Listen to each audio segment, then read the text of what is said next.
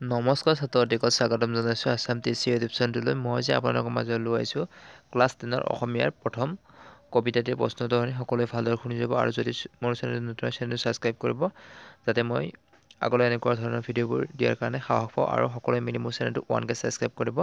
তাৰে আশা কৰি মই আজি আৰম্ভ কৰিছোঁ বৰগীত শ্ৰী মাধৱদেৱ। 1 নম্বৰ কুৱেশ্যন, নেৰিবা বান্ধৱ মোক জীৱনে মৰণে, কবিয়ে জীৱনে মৰণে নেৰিবৰ কাৰণে কাৰ অনুৰোধ কৰিছে? উত্তৰ, কবিয়ে ভগৱানক জীৱনে মৰণে নেৰিবৰ বাবে অনুৰোধ কৰিছে। 2 নম্বৰ, খনক খণ্ডন যোগী যাহকো নিধাই, মনক খনন্দ আজি যোগীসকলে কাক ধ্যান কৰে বুলি কৈছে? খনত খণ্ডন আদি যোগীসকলৰ ভগৱানক ধ্যান কৰে বুলি কৈছে।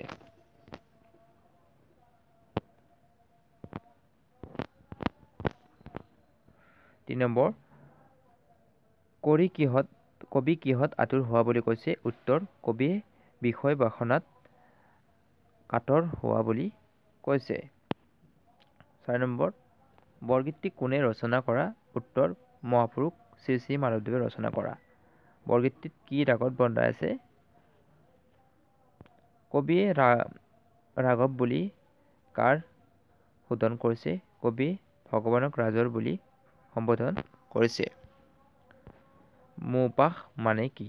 উত্তৰ, সাংসাৰিক মায়াৰে আৱৰি থকাকে মৌপাশ বুলি কোৱা হয়। 7 নম্বৰ, মহাপুৰুষ মাধৱদেৱৰ জন্ম ক'ত কেতিয়া হৈছিল? উত্তৰ, লখিমপুৰ জিলাৰ নাৰায়ণপুৰৰ লেটেকু পুখুৰীত 1489 চনত জন্ম হৈছিল। 8 নম্বৰ, মাধৱদেৱৰ পিতৃ মাতৃৰ নাম কি আছিল? উত্তৰ, পিতাৰ নাম গোবিন্দগিৰি ভূঞা আৰু মাকৰ নাম আছিল মনোৰমা। 9 নম্বৰ, মাকৰ দেৱৰ সাহিত্যৰ জীৱনৰ কীৰ্তিস্তম্ভ কি? নামঘোষা। মাধৱদেৱৰ অৰ্থাৎ মাকৰ হৈছে ইয়াত মাধৱদেৱৰ হ'ব লাগিছিল, টাইপিঙত মিষ্টেক হৈছে। 10 নম্বৰ,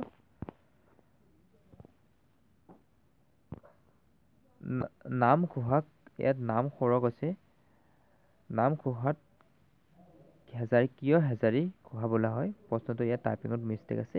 উত্তৰ, নামঘোষাত মুঠ 1000টা ঘোষা আছে, সেইবাবে ইয়াক হেজাৰী ঘোষা বুলি কোৱা হয়। 11 নম্বৰ, নামঘোষাৰ ইয়াত টাইপিং মিষ্টেক হৈছে, নামঘোষাৰ আন এটা নাম কি? হেজাৰী ঘোষা।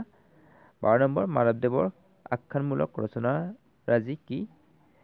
ৰাজখুই কাব্য আৰু আদিকাণ্ড ৰামায়ণ। আজি ক্লাছটো ইমানখিনিয়ে। নেক্সট ক্লাছত মই ইয়াৰ আৰু বহুত কুৱেশ্যন আছে, সকলোখিনি দিম। সকলোৱে মোৰ চেনেলটো ছাবস্ক্ৰাইব কৰি ৰাখিব যাতে আগলৈ এনেকুৱা ধৰণৰ ভিডিঅ' পাই থাকে, তাৰে আশা কৰি মই ইমানতে সমাপ্ত কৰিছোঁ। নমস্কাৰ, জয় অসম।